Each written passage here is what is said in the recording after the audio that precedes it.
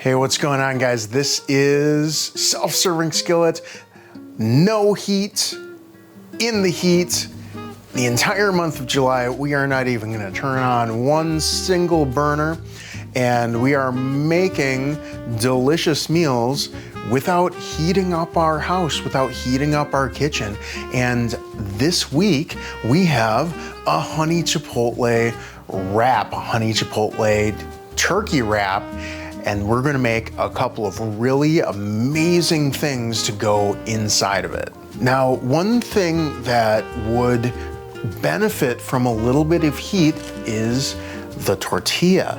Now, tortillas are made very similarly to like a pie crust. There are little pockets of fat in between all of this flour. So what happens when we heat a tortilla is that the fat becomes a little more pliable, but if we heat it too much, that's when we get that sort of crackly outside and the flour starts cooking, so that it becomes a little bit less pliable. But you know what? For the same reasons that we are doing this no heat July, we can just throw this whole bag outside and that tortilla is gonna become a little more pliable. So while those are warming up out in the world, I'm gonna take a can of corn and a can of black beans and mix them together and rinse them off. So why are we using cans? Well, we're not cooking anything, and I've had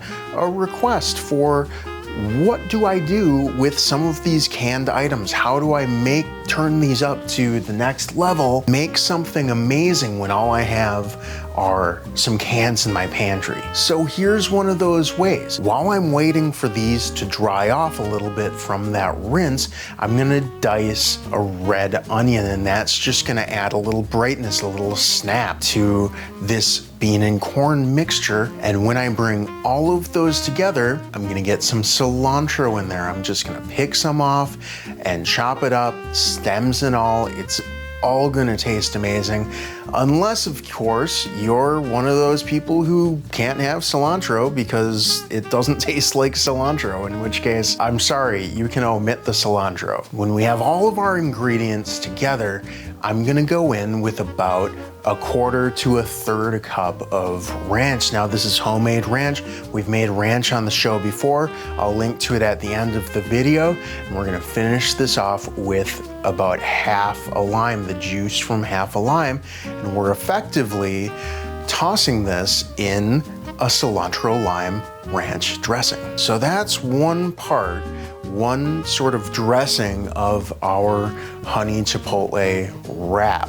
The other part I want to be very fresh, so I'm gonna slice up an avocado and I'm gonna use the other half of that lime to get over my sliced avocados, salt just slightly, and then I'm gonna do the same thing with some cherry tomatoes. Now, I would probably rather use a slicing tomato for this, but I have cherry tomatoes, so that's what's going on this.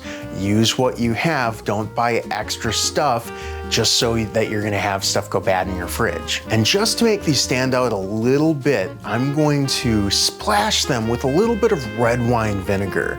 And then I'm gonna season them with some salt and oregano. I really love the taste of tomatoes and oregano together, especially on something that is a Mexican dish or a Southwest dish. It really goes great together. All right, so this worked really well.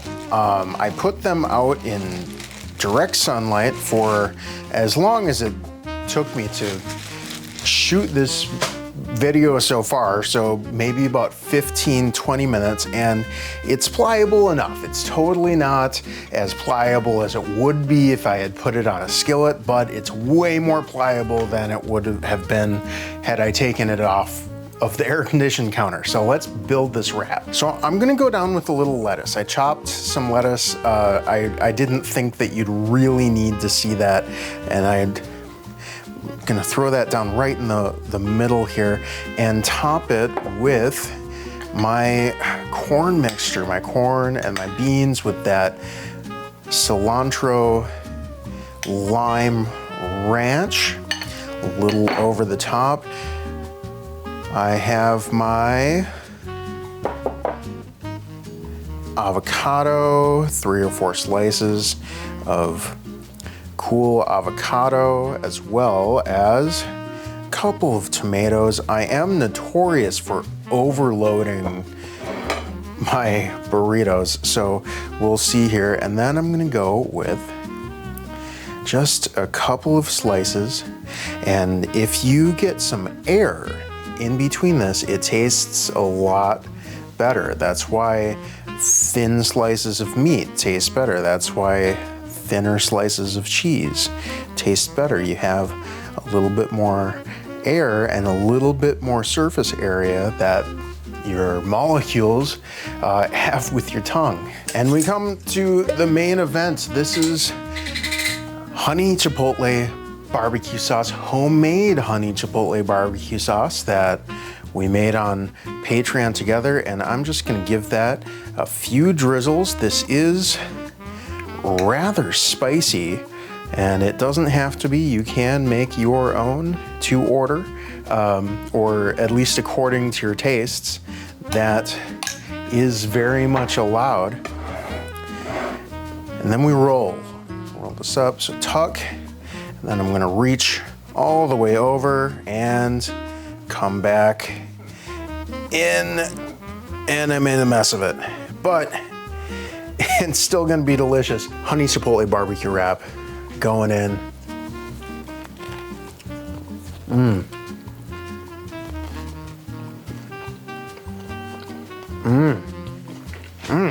I can taste everything.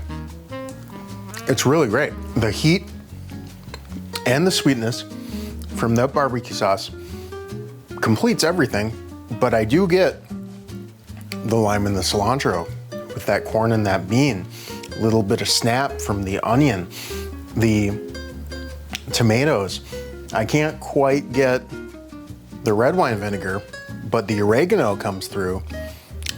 So then the red wine vinegar is kind of a supporting flavor to that.